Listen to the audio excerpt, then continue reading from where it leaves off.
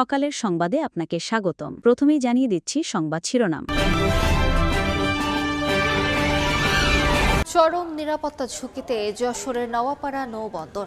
নোঙর করা জাহাজে রাতের আধারে বাড়ে মাদকসেবী ও সন্ত্রাসীদের আনাগোনা।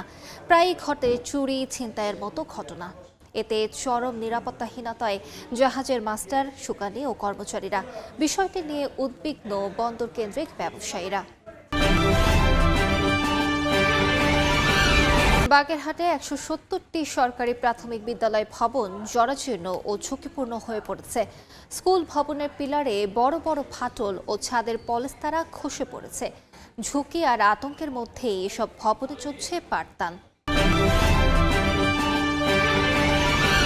ফেব্রুয়ারির প্রথমার্ধে জাতীয় নির্বাচনের দিনই হবে গণভোট। জাতির উদ্দেশ্যে ভাষণে কথা জানিয়েছেন প্রধান উপদেষ্টা ডক্টর মোহাম্মদ ইউনূস। জুলাই সনদ নিয়ে গণভোটে 4টি প্রশ্নে হ্যাঁ অথবা না ভোট দিতে হবে বলেও জানান প্রধান উপদেষ্টা। সনদের আদেশ উপদেষ্টা পরিষদে অনুমোদনের পর গেজেট আকারে প্রকাশ করা হয়। এদিকে জুলাই সনদ বাস্তবায়নের আদেশে সই করেছেন রাষ্ট্রপতি মোহাম্মদ শাহাবুদ্দিন। দেশের বিভিন্ন জেলায় যানবাহনে আগুন ও সড়ক অবরোধের চেষ্টা করে দুর্বৃত্তরা। শরীয়তপুরে সন্ত্রাসীদের ককটেল বিস্ফোরণে আহত হন বিএনপি নেতা সহ 10 জন। এই ঘটনায় 7 জনকে আটক করে পুলিশ। আর নাশকতা ঠেকাতে রাজপথে নানা কর্মসূচি পালন করে রাজনৈতিক সহ বিভিন্ন সংগঠনের নেতারা। এবার শুনবেন বিস্তারিত। যশোরের নাওয়াপাড়া নৌবন্দরে বছরে 5,000-এর বেশি বার্জ, কার্গো লাইটার জাহাজ ফেরে। মোংলা বন্দর থেকে আসা এসব জাহাজে থাকে সার, গম, কয়লা, পাথরসহ বিভিন্ন পণ্য। অভয়নগর উপজেলার চেঙ্গুটিয়া থেকে ফুলতলা পর্যন্ত এলাকা জুড়ে বিভিন্ন ঘাট পয়েন্টে এসব কার্গো থেকে পণ্য আনলোড করা হয়। অভিযোগ রয়েছে, গত 1 বছর ধরে সন্ধ্যা নামলেই এসব জাহাজে এক প্রকার জোর করে আড্ডা বসান স্থানীয় সন্ত্রাসী ও মাদকসেবীরা। বিভিন্ন সময়ে ঘটে চুরি ও ছিনতাইয়ের ঘটনা। এতে চরম নিরাপত্তাহীনতায় ভুগছেন জাহাজের মাস্টার, শুকানি ও কর্মচারীরা। অনেক বহিরাগত লোকগুলো আসে যারা আসলে যাদের কোনো প্রয়োজনই নেই, এরা মাদক সেবন করে এসে তারপরে ছিনতাই করে, জোর করে কার্গোর উপরে উঠে তাদেরকে মাস্টার শুকানিদেরকে জিম্মি করে সেখানে তারা গাঁজা খায়, ফেন্সিডিল খায়। পুলিশ যারা রয়েছে তাদের কাছে জোর দাবি জানাচ্ছি এটা তাদেরকে দেখার জন্য এবং এর সুষ্ঠু ব্যবস্থা নেওয়ার জন্য। অবশ্য সমস্যা সমাধানে নৌ পুলিশ সহ স্থানীয় প্রশাসনকে নির্দেশনা দেওয়ার আশ্বাস দিয়েছে বন্দর কর্তৃপক্ষ। ডিআরডব্লিউটির পক্ষ থেকে নৌ পুলিশ এবং থানা পুলিশকে আমরা এই প্রয়োজনীয় ব্যবস্থা নেওয়ার জন্য আমরা চিঠির মাধ্যমে এবং মৌখিকভাবে আমরা 1990 সালে যাত্রা শুরু হওয়া এই বন্দরের দৈর্ঘ্য 12 কিলোমিটার। 3 যুগ পার হলেও এ বন্দরের অবকাঠামোগত কাঙ্ক্ষিত উন্নয়ন হয়নি বলে অভিযোগ বন্দর ব্যবহারকারীদের।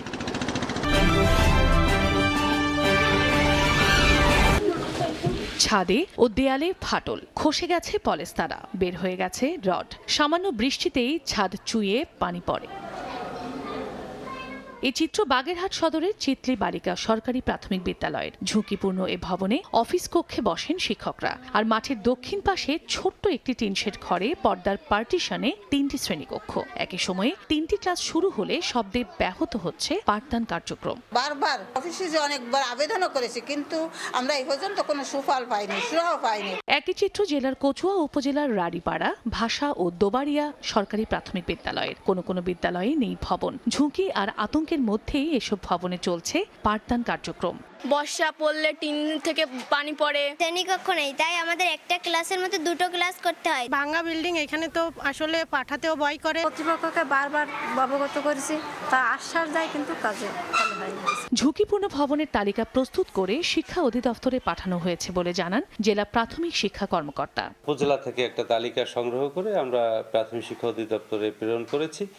এগুলো ভবন নির্মিত হলে আমরা আশা করি যে বাগেরহাটের প্রাথমিক শিক্ষার মান উন্নয়ন ঘটবে। প্রাথমিক শিক্ষা বিভাগের তথ্য মতে বাগেরহাটে 1162টি প্রাথমিক বিদ্যালয়ের মধ্যে 170টি বিদ্যালয়ের ভবন জরাজীর্ণ ও ঝুঁকিপূর্ণ রয়েছে। ডক্টর মোহাম্মদ ইউনূস জাতীয় ঐকমত্য কমিশনের দীর্ঘ আলাপ আলোচনার পর জুলাই জাতীয় সনদ তৈরি হয়। গত 17 অক্টোবর জাতীয় সংসদের দক্ষিণ প্লাজায় জুলাই সনদে স্বাক্ষর করে রাজনৈতিক দলগুলো। এরপর সনদ বাস্তবায়ন প্রক্রিয়া ও গণভোট নিয়ে শুরু হয় রাজনৈতিক দ্বন্দ্ব। জাতীয় ঐকমত্য কমিশনের সুপারিশকৃত প্রক্রিয়া নিয়ে তীব্র বিরোধিতা শুরু করে রাজনৈতিক দলগুলো। জাতীয় নির্বাচনের আগেই গণভোট আর সনদের আইনি ভিত্তির দাবিতে রাজপথের কর্মসূচি পালন করছে জামায়াত সহ 8 দল। বৃহস্পতিবার সকালে প্রধান উপদেষ্টার কার্যালয়ে উপদেষ্টা পরিষদের বৈঠক অনুষ্ঠিত হয়। প্রধান উপদেষ্টা ডক্টর মোহাম্মদ ইউনূসের সভাপতিত্বে বৈঠকে উপস্থিত ছিলেন অন্যরাও। সেখানে জুলাই জাতীয় সনদ বাস্তবায়ন আদেশ 2025-এর অনুমোদন দেয় উপদেষ্টা পরিষদ। এর আগে এদিন দুপুরে সনদের সারসংক্ষেপ স্বাক্ষর করে রাষ্ট্রপতির কাছে পাঠানো হয়। পরে সনদে স্বাক্ষর করেন রাষ্ট্রপতি মোহাম্মদ শাহাবুদ্দিন।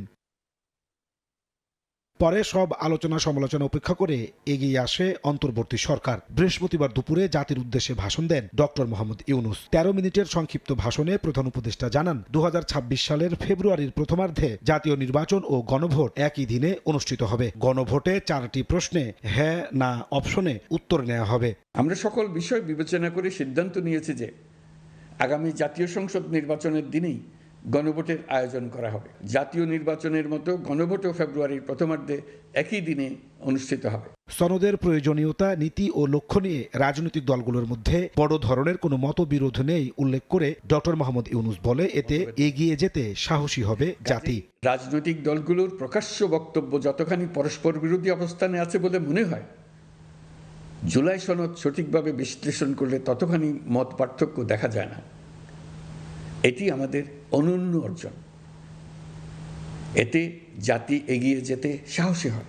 লিখিত বক্তব্যে প্রধান উপদেষ্টা বলেন, আগামী সংসদে একটি সংবিধান সংস্কার পরিষদ গঠিত হবে, যারা 180 দিনের মধ্যে সংবিধান সংস্কার করবে এবং 30 দিনের মধ্যে সংসদে উচ্চকক্ষ গঠন করবে।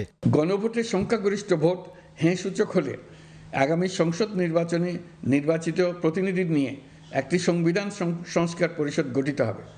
এই প্রতিনিধিগণ একই সাথে জাতীয় সংসদের সদস্য হিসেবে দায়িত্ব পালন করবেন। পরিষদ তার প্রথম অধিবেশন শুরুর তারিখ হতে 180 কার্যদিবসের মধ্যে সংবিধান সংস্কার করবে। সংবিধান সংস্কার সম্পন্ন হওয়ার পর 30 কার্যদিবসের মধ্যে সংসদ নির্বাচনে প্রাপ্ত ভোটের সংখ্যানুপাতে উচ্চকক্ষ গঠন করা হবে। এর মেয়াদ হবে নিম্নকক্ষের শেষ কার্যদিবস পর্যন্ত। দেশ জাতির বৃহত্তর স্বার্থে এই সিদ্ধান্ত রাজনৈতিক দলগুলো মেনে নেবে বলে আশাবাদ ব্যক্ত করে প্রধান উপদেষ্টা বলেন, এর মাধ্যমে এক নতুন বাংলাদেশের যাত্রা শুরু হলো।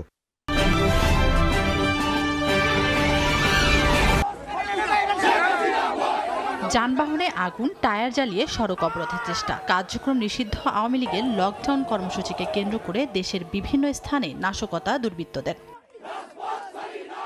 বৃহস্পতিবার সকালে পদ্মা সেতুর জাজিরা প্রান্তের ঢাকা-ভাঙ্গা এক্সপ্রেসওয়ে অবরোধের চেষ্টা করে দুর্বৃত্তকারীরা। এ সময় ট্রাকে আগুন দেওয়ার পাশাপাশি ককটেল বিস্ফোরণ ঘটায় তারা। এতে শিবচর বিএনপির নেতাসহ 10 জন আহত হন। তাদের মধ্যে 4 জনের অবস্থা আশঙ্কাজনক। সড়কে গাছের গুঁড়ি ফেললে 2 ঘন্টা বন্ধ থাকে যান চলাচল। এ ঘটনায় 3 জনকে আটক করে পুলিশ। কতিপয় দুষ্কৃতিকারী থানার অফিসার ইনচার্জের গাড়িতে হাত বোমা নিক্ষেপ করলে প্রাণ বাঁচাতে পিছু হটলে ট্রাকে অগ্নিসংযোগ করে মুন্সিগঞ্জের ভবেরচর এলাকায় দাঁড়িয়ে থাকা একটি ট্রাকে আগুন দেয় দুর্বৃত্তরা। মাদারীপুরে ঝটিকা মিছিল নিয়ে ঢাকা-ভাঙ্গা এক্সপ্রেসওয়ে অবরোধের চেষ্টা করে নিষিদ্ধ ছাত্রলীগের নেতাকর্মীরা। এ সময় চিনি বোঝাই ট্রাকে আগুন ও পুলিশের গাড়ি ভাঙচুরের ঘটনা ঘটে। ফরিদপুরের ভাঙ্গায় মহাসড়ক অবরোধ করে আওয়ামী লীগ নেতাকর্মীরা। এ সময় মহাসড়কে গাছের গুঁড়ি ও টায়ার জ্বালিয়ে বিক্ষোভ করেন তারা। ভোরে গোপালগঞ্জে একটি সরকারি যানে আগুন দেওয়া হয়। এছাড়া গভীর রাতে সদর উপজেলার গ্রামীণ ব্যাংক উলপুর শাখার ভবন লক্ষ্য করে পেট্রোল বোমা ছোড়ে সন্ত্রাসীরা, তবে ব্যাংকের কোনো ক্ষয়ক্ষতি হয়নি। এদিকে দুপুরে ভাঙ্গায় মহাসড়কের পাশে একটি লাগেজ থেকে 32টি পেট্রোল বোমা উদ্ধার করা হয়। পেট্রোল বোমা সদৃশ্য বস্তু আছে, কে বা কারা ফেলে রেখে গেছে এটা আমরা অনুসন্ধান করতেছি। এদিকে কার্যক্রম নিষিদ্ধ আওয়ামী লীগের লকডাউন কর্মসূচি ঠেকাতে মাঠে শক্ত অবস্থানে ফ্যাসিস্ট বিরোধী বিভিন্ন রাজনৈতিক দল। চট্টগ্রাম বিশ্ববিদ্যালয় ও মহানগরীর বিভিন্ন পয়েন্টে অবস্থান নেয় বিএনপি, জামাত ও এনসিপি। অস্থিতিশীল করার জন্য অনলাইন অফলাইনে ছাত্রলীগ ইন্ধন যোগাচ্ছেন। পরিষ্কার ভাষায় বলছে, আমরা চাই আইন অনুরোধ একটা ব্যবস্থা গ্রহণ করা হোক। রংপুর, বরিশাল, সিলেট ও খুলনা সহ সব বিভাগীয় ও জেলা শহরগুলোতে প্রতিবাদ মিছিল করে বিএনপি, জামাত সহ অন্যান্য দলগুলোর নেতাকর্মীরা। তাদের সঙ্গে যোগ দেন শিক্ষা প্রতিষ্ঠানের শিক্ষার্থীরাও। ফ্যাসিস্ট আওয়ামী লীগের নৈরাজ্য ঠেকাতে মাঠে থাকার হুঁশিয়ারি তাদের। পাশাপাশি জুলাই গণহত্যার দায়ে স্বৈরাচার শেখ হাসিনা ও দোসরদের সর্বোচ্চ শাস্তির দাবি করেন। সকল প্রকার সন্ত্রাসী কর্মকাণ্ড আমরা রুখে দেব ইনশাআল্লাহ। উনি স্বৈরাচার আওয়ামী লীগের বিরুদ্ধে আমরা সবাই এক। নৈরাজ্যের বিরুদ্ধে আমরা সজাগ আছি, দেশবাসী সজাগ আছে, সবাই আমরা সচেতন আছি, কাউকেই নৈরাজ্য করতে দেওয়া হবে না। লকডাউন ঘিরে নেওয়া হয় নজিরবিহীন নিরাপত্তা ব্যবস্থা। গুরুত্বপূর্ণ পয়েন্টে মোতায়েন করা হয় পুলিশ, সেনাবাহিনী ও গোয়েন্দা সংস্থার সদস্যদের। যে কোনো অপ্রীতিকর পরিস্থিতি এড়াতে জেলা শহরের পাশাপাশি মহাসড়কগুলোতেও টহল জোরদার করে আইনশৃঙ্খলা বাহিনী।